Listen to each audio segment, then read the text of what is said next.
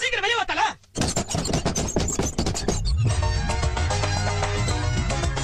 என்னடா துண்டு சீட்டை கையில் வச்சிருக்கிறேன்னு நினைக்காதீங்க. நம்ம துண்டு சீட்டு 10 கொஸ்டின் கேட்டிருக்கிறாரு. அந்த 10 கொஸ்டினுக்கு நானும் துண்டு சீட்டை வச்சு பதில் சொல்ல போறேன். அப்ப போகலாங்கிறீங்களா? வாங்க தம்பி வாங்க வாங்க. முதல் கேள்வி நம்ம துண்டு சீட்டு தலைவரோடது என்னன்னா, தமிழகத்துக்கு தர வேண்டிய 3458 கோடி ரூபாய் கல்வி நிதி எப்போது வரும்? ஆமாங்க, அந்த திட்டத்தை முழு மனசா ஏத்துக்கிட்டு கையெழுத்து போட்டு அப்புறம் பல்ட்டி அடிக்கிறது ஏன்?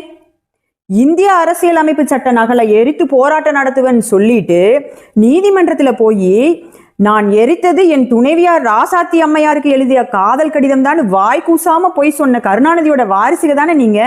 அப்ப பல்ட்டி அடிச்சுக்க தான் செய்வீங்க. ரெண்டாவது கொஸ்டின், டீலிமிட்டேஷன்ல தமிழ்நாட்டின் தொகுதிகள் குறைக்கப்படாது அப்படிங்கிற உறுதிமொழி உங்க வாயிலிருந்து எப்போ வரும் அப்படின்னு கேட்டிருக்கிறாங்க. இந்த மாதிரி பகல் கனவெல்லாம் கண்டுட்டு பெணாத்திட்டு இருந்தா அதுக்கெல்லாம் என்ன செய்ய முடியும்? முதல்ல தொகுதி வரையறை வரட்டும், அப்புறம் அதுக்கப்புறம் அதை பத்தி பேசலாம். பகல்ல தூங்குற அளவுக்கு நீங்க வெட்டியா இருக்கிறீங்க அப்படிங்கிறது இதுல இருந்து தெரிஞ்சுக்கலாம். தூங்கி விட்டேனாம், அதை பெரிய துக்கமாக பேசுகிறார். மூணாவது கொஸ்டின், பாஜகவின் முகவர் போல் செயல்படும் ஆளுநரின் அராஜகம் எப்போது முடிவுக்கு வரும்?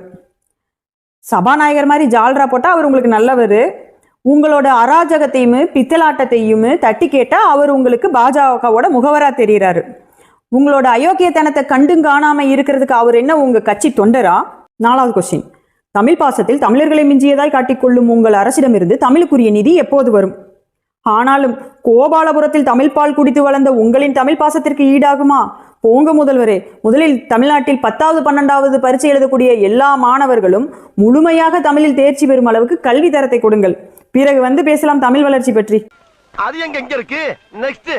அஞ்சாவது கொஸ்டின், MGNREGA தொடர் மாநிலங்கள் மீது நிதிச்சுமையை ஏற்றி ஊரக மக்களின் வாழ்வாதாரத்தை ஒழித்து கட்டும் விக்சித் பாரத் ராம்ஜி கைவிடப்படும் என வாக்குறுதி எப்போது வரும்?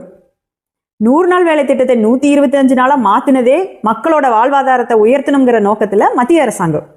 ஆனா அதுல பஞ்சாயத்துக்கு 10 அட்டையை ஆட்டையை போட்டு சாப்பிட்டுட்டு இருந்தவங்களாம் இனிமேல் அதை செய்ய முடியாதுன்னு புலம்புறதுன்னு புரியுது. ஆனா அதுக்காக நாங்கெல்லாம் எதுவும் செய்ய முடியாதுங்க. இது என்ன பிரமாதம்? இது விட பெசலைட்